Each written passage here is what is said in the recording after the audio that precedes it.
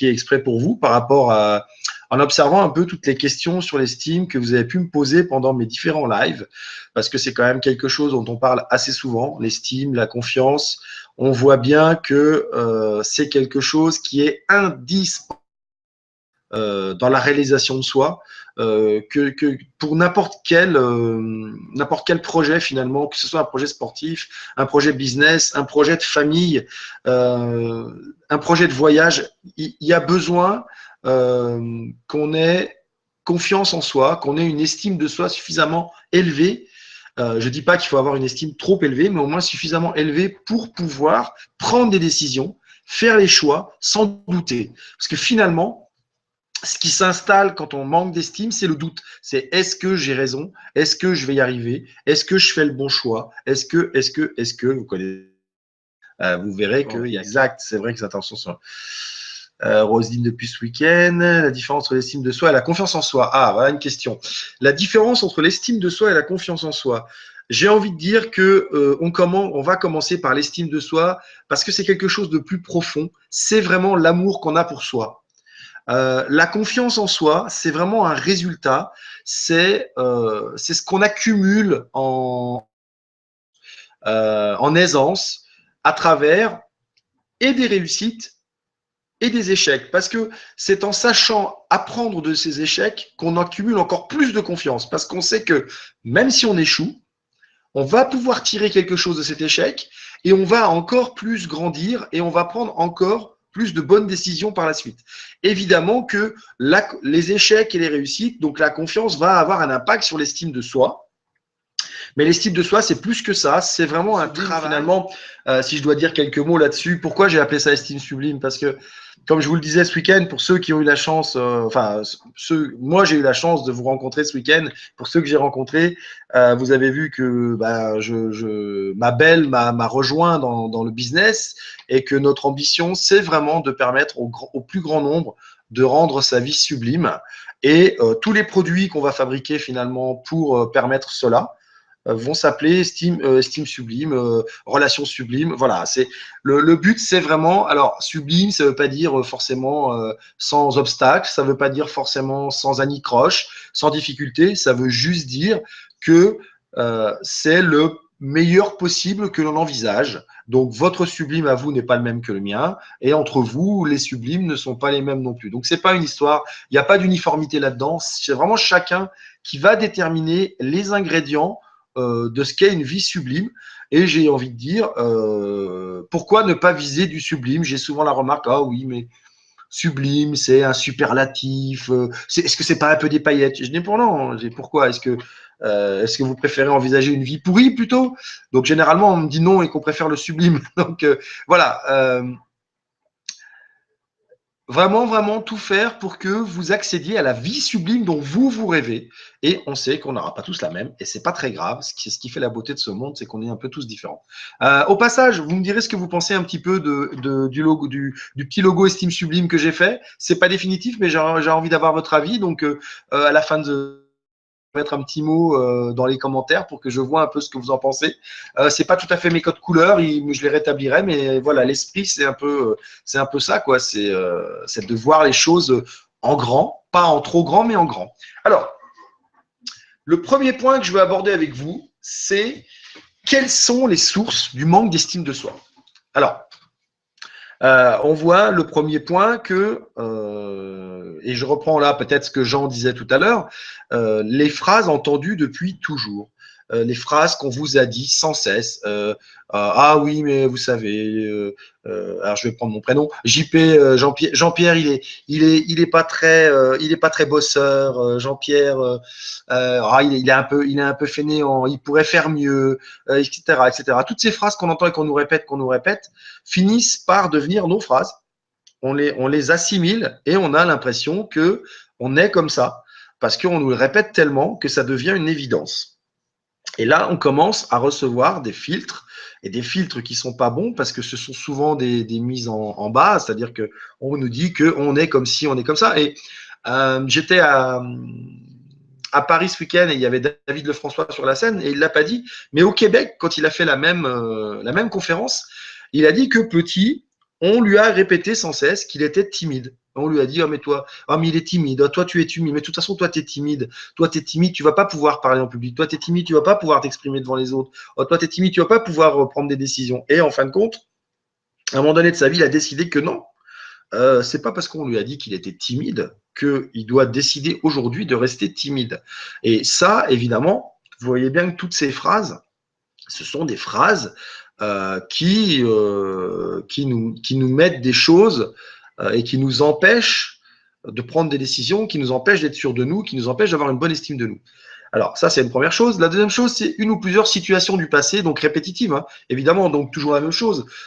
Toujours, vous êtes mis un peu de côté pendant qu'il y a une réunion de famille, toujours vous restez à la maison quand les autres vont s'amuser dehors, toujours c'est vous qui prenez quand il se passe quelque chose alors que vous étiez plusieurs à le faire, etc., etc. C'est une situation qui se répète et c'est toujours finalement sur vous que ça tombe pour une raison ou une autre, mais c'est toujours la même situation. C'est que chaque fois qu'il y a du monde à table, vous êtes mangé sur une petite table à côté. Chaque fois que c'est toujours le même truc. Et donc ça, c'est une situation répétitive qui évidemment va vous marquer. Chaque fois que vous allez au tableau à l'école, vous entendez pouffer quand vous passez. Voilà, chaque fois, chaque fois, chaque fois.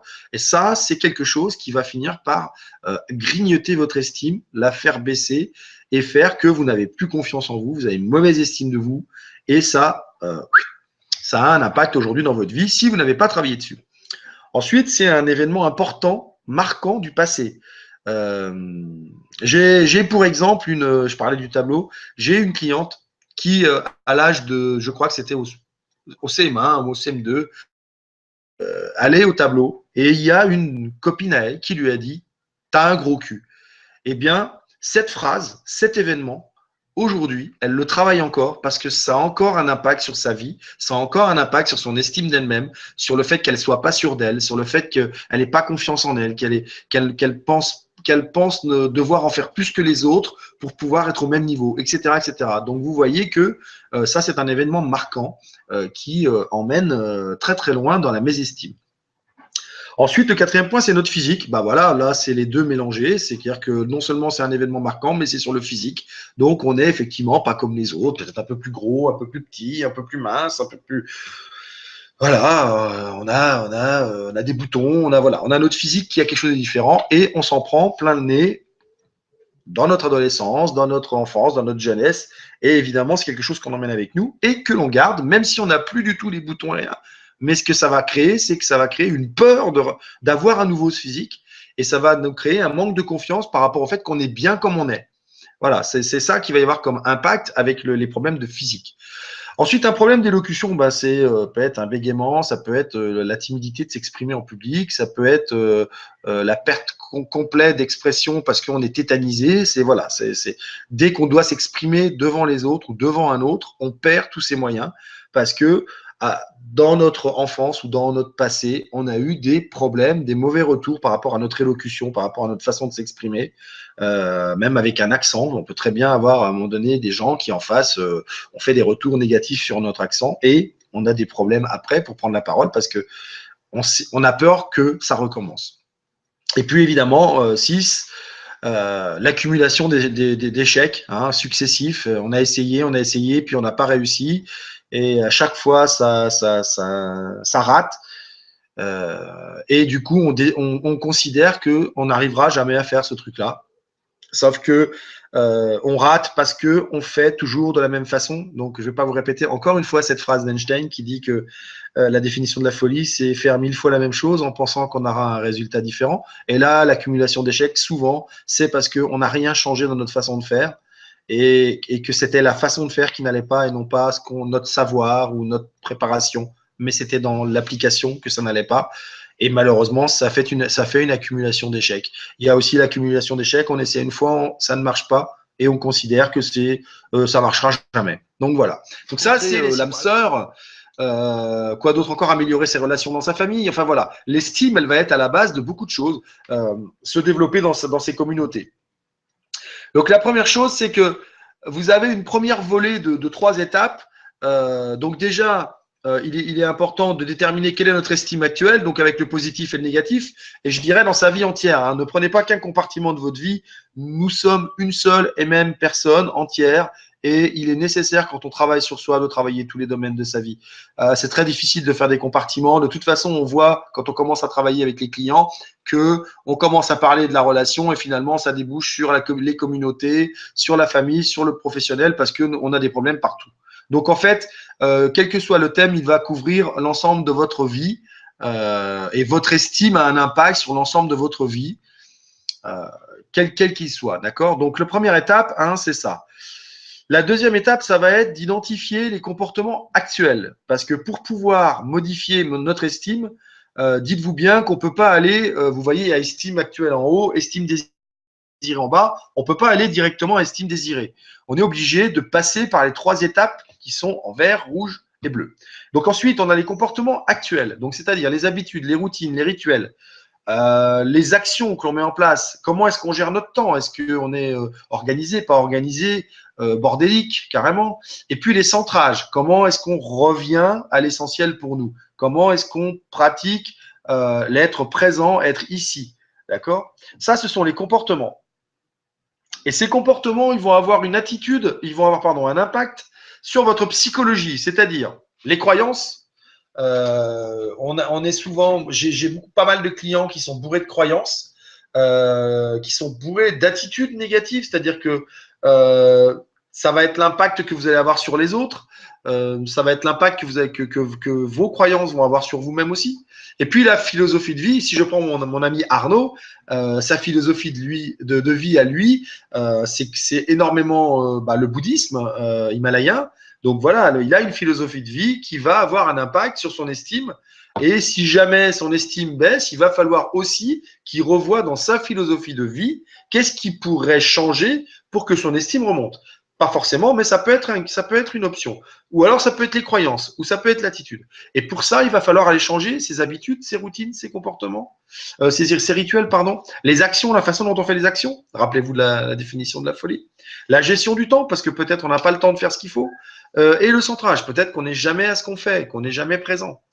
Pour ceux qui font l'Académie Zéro Limite et qui sont en train de m'écouter, vous connaissez le conférencier canadien qui est allé interviewer la meilleure tisseuse du monde et il lui a demandé mais comment vous faites? Il va dans un petit pays, dans un tout petit village et là il y a des tisseuses et il y a la meilleure tisseuse du monde et il lui dit mais comment vous faites pour tisser aussi bien? Et elle lui a simplement répondu quand je tisse, je tisse. Donc quand elle est en train de faire quelque chose, elle est à ce qu'elle fait. Et ça, c'est le centrage, c'est être présent, être là. Il y a aussi l'alignement avec nos valeurs, avec nos principes. Il s'agit d'être aligné avec nos valeurs profondes, sinon forcément les comportements ne sont pas adaptés. Donc voilà, vous voyez les 3 compartiments. Il y a d'abord estimer où est-ce qu'on se situe, donc notre estime actuelle. Quels sont les comportements qui induisent cette estime et quelle est la psychologie que ces comportements créent finalement. Voilà. Et une fois qu'on a fait ça, après on va remonter parce qu'on va revoir nos croyances, revoir nos attitudes, changer les choses dans notre philosophie de vie. Ça va avoir un impact sur les habitudes, les routines, les rituels, les actions et les gestes, sur les comportements. Et on va pouvoir arriver à notre estime désirée où il y aura l'épanouissement et l'aliment personnel, l'aliment dont je vous parlais. D'accord? Donc, voilà un petit peu le chemin que je vous propose de parcourir à travers le programme que j'ai constitué, qui dure 5 semaines, va vous permettre, semaine par semaine, de passer par toutes ces étapes. Une première étape qui va être un bilan, un constat de où est-ce que vous en êtes aujourd'hui en termes d'estime. Donc, les gens qui ont écrit qu'ils avaient entre 3 et 6, où il va falloir voir un petit peu qu'est-ce qui fait que cette estime en est là et à quel niveau vous pensez qu'elle est. Et puis ensuite, on va travailler sur les comportements actuels et la psychologie actuelle. Ça va être les deux premiers modules, le module 0 étant celui du bilan. Et puis après, on va travailler sur qu'est-ce qu'il faut changer, qu'est-ce qu'on peut apporter de nouveau. Ça va être les 3e et 4e modules.